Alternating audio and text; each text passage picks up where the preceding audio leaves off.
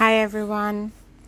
So we're at the beginning of the 5th chapter now, and I have to say that I was in quite a bit of dilemma about this chapter.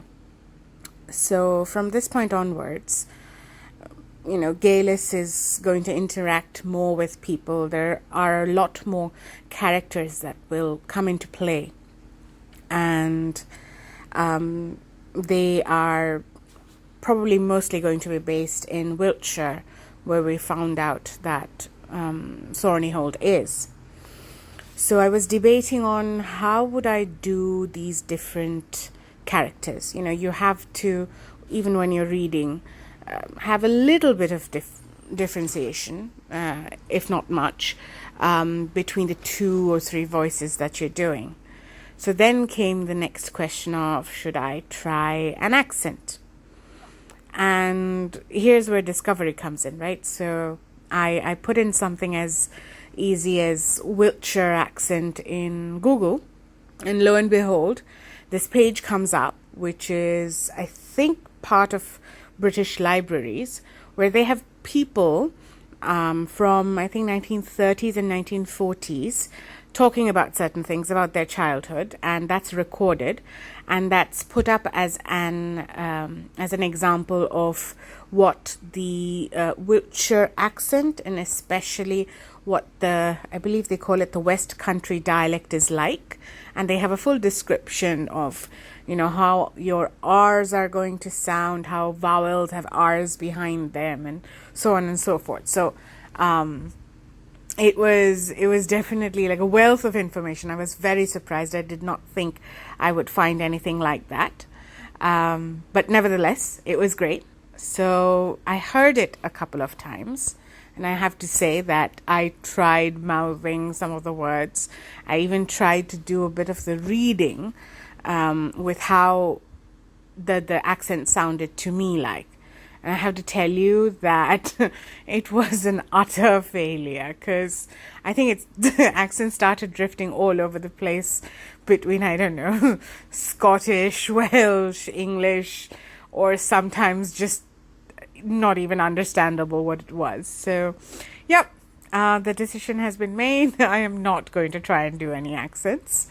But the one thing that I did find was that, every region has its own lilt with which they speak, right? The rise and fall of the speech. Accent isn't the only thing that sets it apart.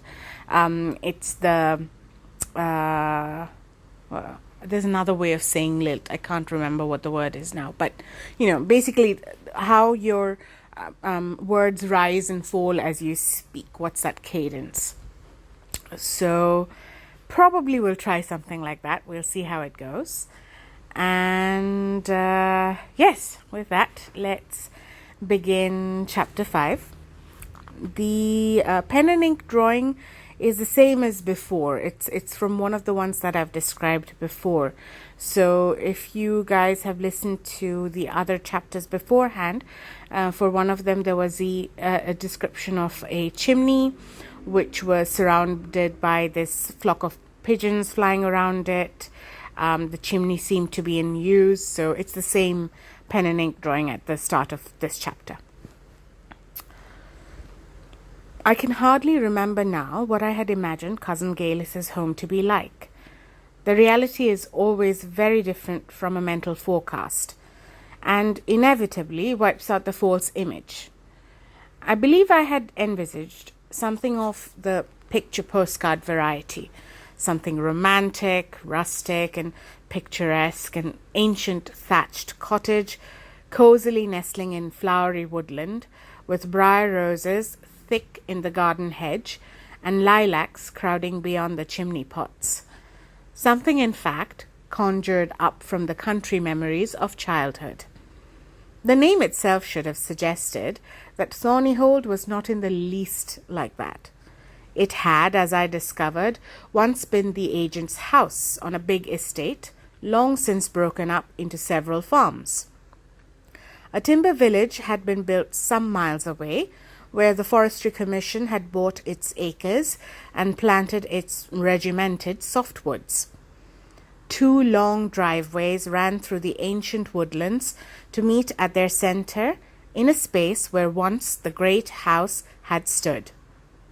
Here there was now a pile of huge sandstone blocks with balustraded steps rising to an empty doorway, and one wall still standing with its window frames rustling with the boughs of trees. The balusters, the carving over the windows and beyond, the ruined archway and weed-blanketed cobbles of the stable yard told of a once stately Georgian mansion. But everything, including the last scion of the family, had long since gone. Apart from the forester's village, which went by the name of Westermain, all that remained was the gatehouse, a tiny structure split in two by the main gates, and the former estate agent's house deep in the woods where Cousin Galis had lived. I saw it first on a dampish day of September, almost a month after my father's death. All was settled, his simple will read, the main part of the vicarage furniture either sold or left in place. Some of the larger pieces had gone with the house for the last 2 or 3 incumbents, and I left others knowing that Thornyhold still held all Cousin Galis's furniture. I had saved the few pieces that my father had treasured, and these were in store and waiting till I saw what room there was in my new home. I went down by train. Our old car had long since begun to cost too much in repairs, and besides, I would no longer be entitled to the petrol allowance my father had claimed. So it was sold with the rest. For all I knew, Cousin Galis has had a car, and this would be mine along with Thornyhold itself. But that could wait. All I wanted now was to get away. The sale of my effects had gone through more quickly than I had expected. So, laden only with a couple of suitcases and the ring of keys I had asked the Salisbury solicitors to send me, I set off for St. Thorn, and that taxi that knew the way. It did. When I gave the driver the address, he paused with one of my cases half lifted into the boot. "Thornyhold, is it? Miss Saxon's house? The old lady that died a few weeks back?" "Yes." He shut the boot on the cases and opened the back door for me. "A relation of yours? I'm sorry about that." "A cousin. My mother's cousin, actually." "You knew her, then?" "May I sit in front beside you, please?" "Sure. You'll be more comfortable there anyway." He saw me seated, shut me in, and took his own place. "No, I wouldn't say I knew her. But she always took my taxi when she came home from travelling. A great traveller she was till the last year or so. Used to tell me about it. All over the world she'd been." A sideways glance, carefully and curious. "Nice for them that can do it. But she never did look all that comfortably off even." "I wouldn't know," I said. "I would, though. Cousin Galis had by no means left a fortune, but she had left me what would, along with my father's few £100, keep me modestly for some time. Very modestly. All I wanted, wealth abounding. I looked out of the taxi window as the houses dwindled back and the road began to wind between high, banked hedges full of ivy and holly glistening with recent rain, and the red berries of honeysuckle twining through pillow-fight drifts of traveller's joy. I hesitated. But I was going to live in this part of the world, and people might as well know what in any case they would soon find out. I haven't seen Miss Saxon since I was a child, but I was her only relative in this country, so she left the house to me. I'm going to live there." "Well," said the driver, and I could hear the reservations in his voice, "it's a nice part of the world, but a bit lonesome. Perhaps down there in Westermain? You got a car, I suppose?" "Not at the moment. Did Miss Saxon have one?" "Never saw one. but I wouldn't know. Only ever saw the old lady when she came home by train. Folks from that side of the forest do their shopping at Arnside. But if you should be looking around for something, I might be able to put you in the way of a good second-hand car. Haneker's garage, other side of the cinema, next to the White Hart. Well, thank you. It depends a bit on whether I can get petrol coupons. You ought to get those easy enough. Living right out there, and I'd see you all right, no problem. Well, thank you, I said again. My name's Ramsay. By the way, you're Mr. Haneker? Yes, call me Ted. I sat back. You spoke of the forest. That's Westermain? Yes, we're coming on to it now. I knew, of course, that forest did not necessarily mean woodland, but some tract of unfenced land, a wild, uncultivated space which had formerly been wooded. The road now left the hedges and farms of the tilled countryside and ran narrow and white across moorland where rusting bracken competed with straggly heather and wide patches of reedy green where cattle grazed. Clumps of fir trees with their rooks circling like smoke stood up against the sky. The driver pointed. On the horizon, half a mile away, I saw the delicate trotting shapes of deer. Rabbits scuttled for cover into the thickets of gorse. There were copses of birch, with their leaves round and golden as sequins. Not a house in sight. Then the road dipped gently to thread a humpbacked bridge over a smooth river. That's the Arn, said Mr. Haneker. And is that Arnside beyond those trees? I thought I saw a building of some sort. No, Arnside's a few miles yet, right beyond Westermain. What you saw was just the old Abbey St. Thorn. It's a ruin, nothing left now but a few pillars and some broken walls, and maybe a couple of fallen arches. He laughed briefly at his own joke. Nothing worth keeping up, but it must have been pretty once. Here we are now, Westermain Woods. The road curled upwards from the bridge to run between ranks of trees. These were huge and seemed very old, standing back from the road among the tall autumn bracken.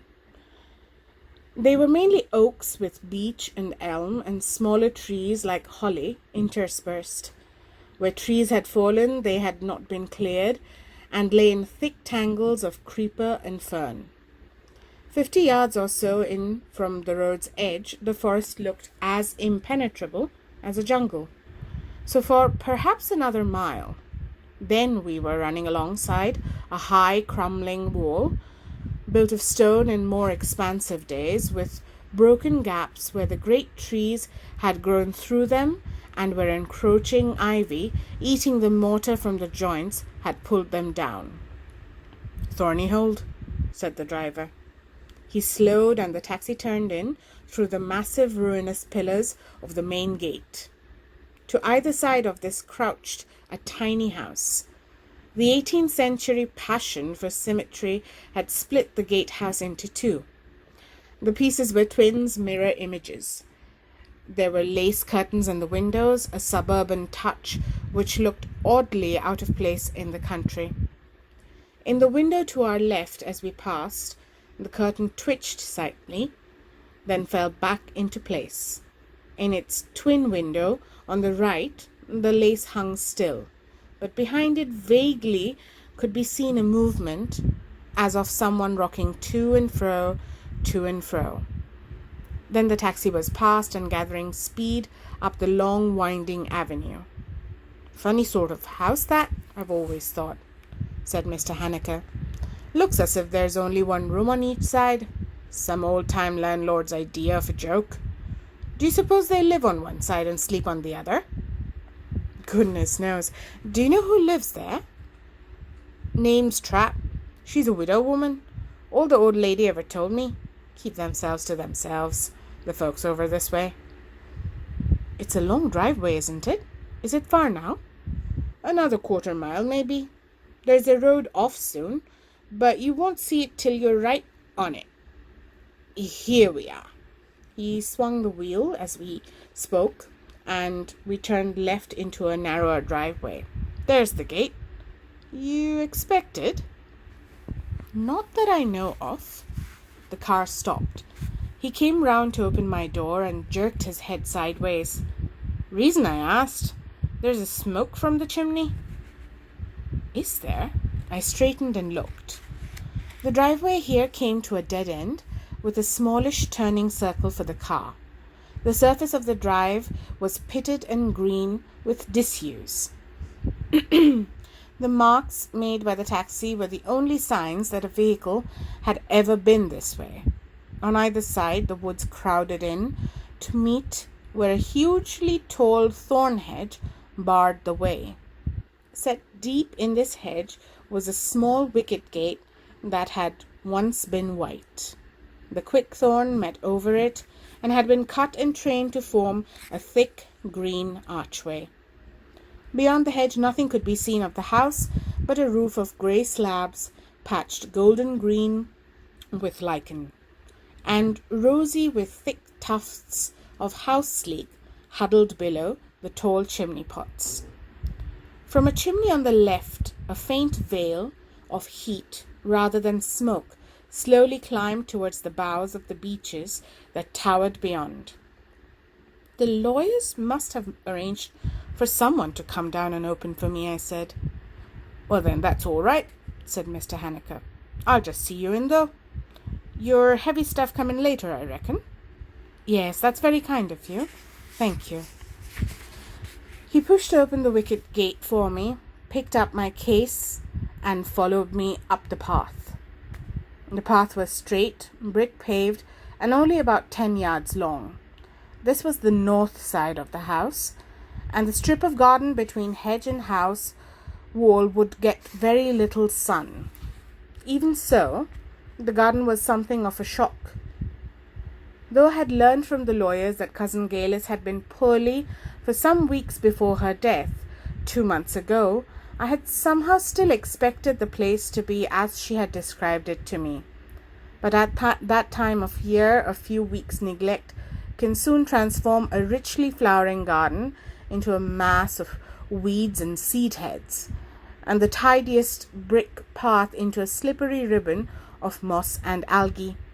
To my dismay, the house, which should have held up longer against the lack of care, had something of the same dilapidated look. There must have been a storm not long ago, for the windows were hazed with leaf blow from the encircling trees. A roof gutter sagged under a tangle of fallen twigs, and from that and other places dripped the water of a recent shower.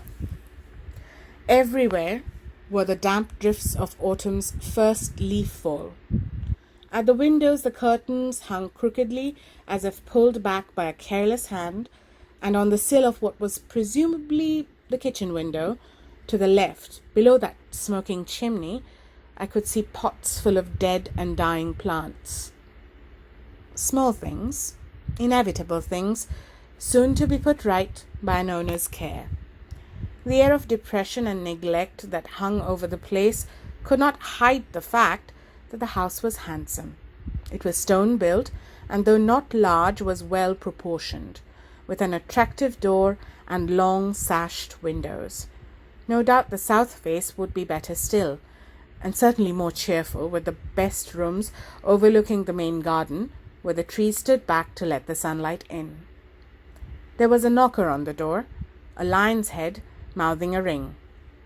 It should have been bright brass, but now showed a dull olive green. I had the key in my hand, but that smoking chimney made me hesitate.